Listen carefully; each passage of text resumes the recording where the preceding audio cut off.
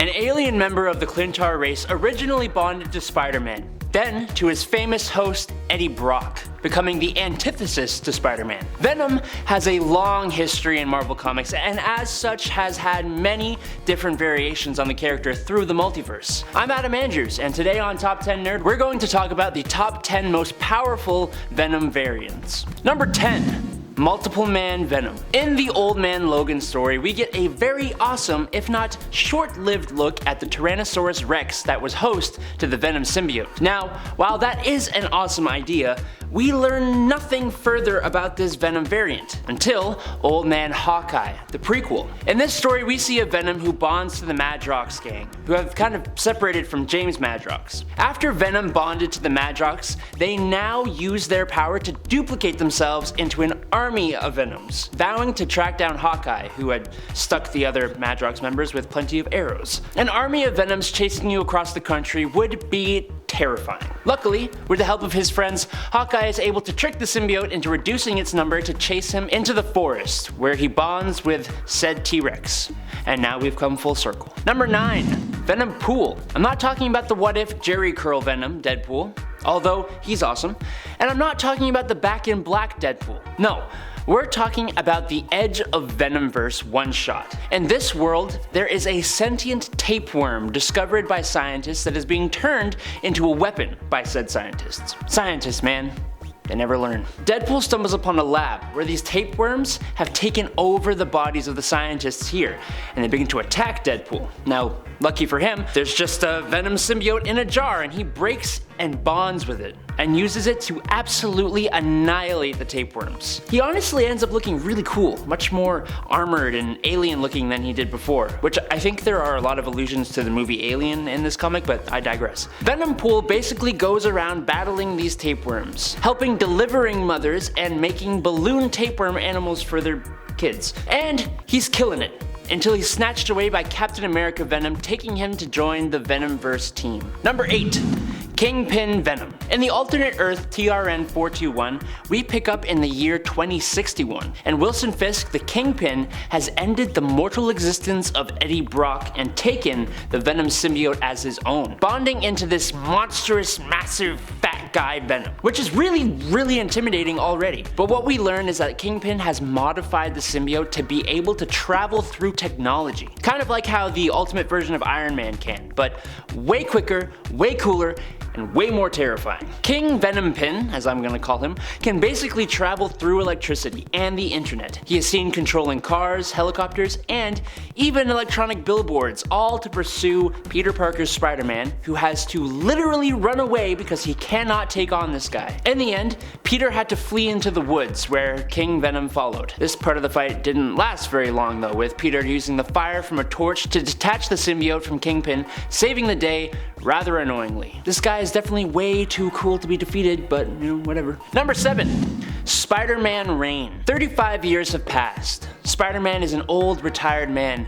Mary Jane Watson has passed away. New York is under the control of dictator Mayor Waters and his police force called Reign. But unbeknownst to most, it was Venom who had been pulling the strings, taking the position of aide to the mayor in the body of Edward Sachs. This version of Venom is much more brooding, maniacal, and downright dastardly than his mainline counterpart, plotting, scheming for the eventual return of his rival. He's a bitter old symbiote since Spider-Man retired, feeling abandoned by the hero and cannot wait to get his hands back on him. He has replicated himself thousands of times, put together the Sinister Six, and has trapped the citizens of New York in the city with his security system known as Webb, that's W-E-B-B. All that, and he is still defeated by the end of the comic. Shame. Number 6.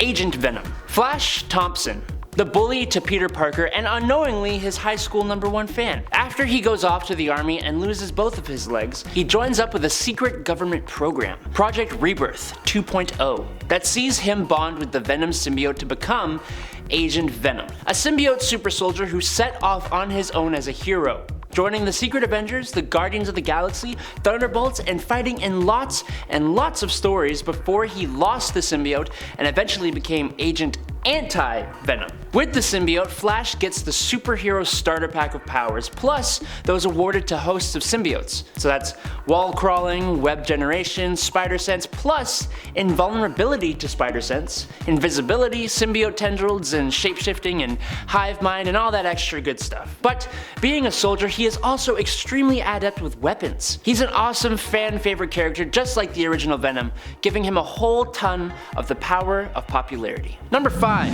Venom 2099. The Earth of Spider-Man 2099 is pretty awesome. Cyberpunk themes, President Doom, a seriously flawed Miguel O'Hara as Spider-Man with that awesome suit. It shouldn't be any surprise that the Venom of 2099 is just as awesome and pretty terrifying. The Venom symbiote in this world has been around for a long time. Like, long enough even to have it evolve to have new abilities. Really cool stuff like acid blood and spit. This version of the symbiote bonded itself to Kron Stone, the son of Tyler Stone and the elder half-brother of Miguel O'Hara. It's kinda confusing. The symbiote first appears when it tries to de-life Tyler in the hospital, and that is when Spider-Man intervenes. The fight goes on for a long time, like several issues long, with Venom making Spider-Man choose between his two loves and even de-lifing Spider-Man's former lover, Dana. After Miguel learned of Venom's weakness to sound, sonic sounds were emitted all over the city, stunning Venom and allowing Spider-Man to beat him. Later, the symbiote would merge with Roman the Submariner and flee into the ocean. But this version of the black goop really had some power, not to mention some anger issues. He was a true antithesis to Spider-Man, as Venom should be. Number 4. Host Rider. Ooh, wordplay. Well done. And also an extremely cool looking character with a Venom twist. Only it starts to make a little less sense the more you think about it. This Ghost Rider is actually Robbie Reyes, who, if you don't know, isn't actually the spirit of vengeance. He's actually the spirit of his uncle, who seems to have completely taken over his body.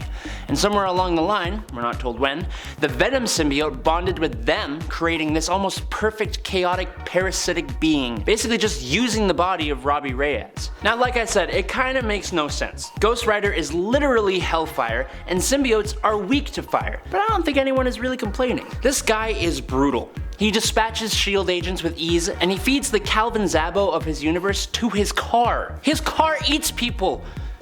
Come on, it is cool and terrifying all at the same time. This Host Rider has an ability called the Penance Kiss, which is very much like the Penance Stare, only with the mouth, determining people's guilt or innocence and then pretty much consuming their soul. I can't help but imagine what his voice sounds like. It's probably really cool. He's brutal, he's ruthless, he looks amazing, he's covered in fire, and they are Host Rider. Number 3. May Parker Venom. Earth X. Earth 999, a world where basically every single person has powers, except things have gone apocalyptic, and where the daughter of Peter Parker, May Parker, is Venom. While her retired and cynical pops ain't too thrilled about it, she does actually have complete control over the symbiote thanks to her advanced and honed spider sense. She was eventually under the control of this kid, going by the Red Skull name, and thanks to her father and other Earth X classic heroes, was saved. With Venom and her father Spider-Man going on to join the super-powered police force and fight crime and supervillain threats together. She eventually, after the death was recruited by Kang the Conqueror as a multiversal team to fight the Apocalypse Twins. In addition to her proportional spider powers, plus the enhanced spider sense, she gains all the usual symbiote powers, plus a few extra, like what seems to be a rudimentary form of telepathy. And 'tis believed her symbiote could go on to mutate further to gain more powers, which is a good way for Marvel to say, we can do whatever we want with this. She is definitely one of the cooler incarnations of Venom, as are most characters on the Earth X world. Not of Venom, of their own perspective characters. You know what I meant. Number 2, Barbarian Venom. Okay, he's not a barbarian really, but in the War of the Realms, Eddie no longer has the symbiote Venom. He fights as best as he can against the Dark Elves on his own. A War Witch sees his awesomeness and bestows a Dreamstone to him that will give him anything he wants. Now, using this Dreamstone, he is imbued with all the powers of the Venom symbiote, but just quite a bit stronger and with Eddie's complete control, but feeding on his rage, which he shows us when he completely cuts off the arm of the really powerful War Witch and takes on a full force of giants and ogres and trolls and dark elves and a whole bunch of other stuff. But then he faces off against Jack-O-Lantern, also boosted up by another Dreamstone. While this fire-based villain would be a problem for Venom, Eddie gets this stone-looking armor stuff. And this is where we get the Viking barbarian looking Venom. Because he literally looks like a barbarian with a crazy horned helmet with a big axe with all these runes, and he's just so badass. He completely unlocks the seemingly unlimited amount of power from this Dreamstone, just going to town, and he even bonds the symbiote to civilians who join in the fight against the Dark Elves. Eddie literally calls down lightning on Jack-O-Lantern. He's wild. And eventually, this Dreamstone symbiote thing corrupts him a little bit and he gives it up, but damn, I love this story. Check it out. Number 1, Gwenom. Ooh, more wordplay.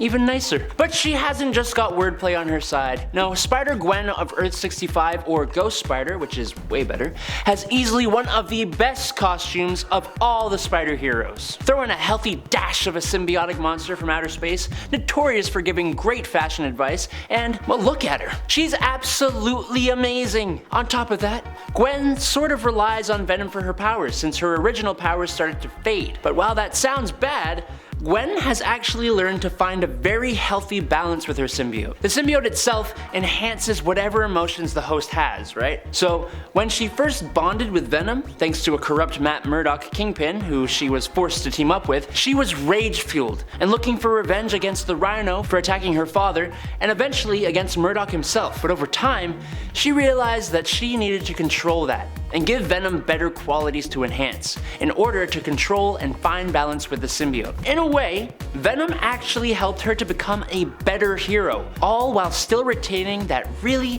really sweet suit. Mwah! Chef's kiss, Cabela. Alright nerds, there you have it. Let me know what variants of Venom are your favorite down below. You've been watching Top 10 Nerd, don't forget to like, comment, and subscribe. I've been Adam Andrews, you can find me down below, and until next time, peace out nerds.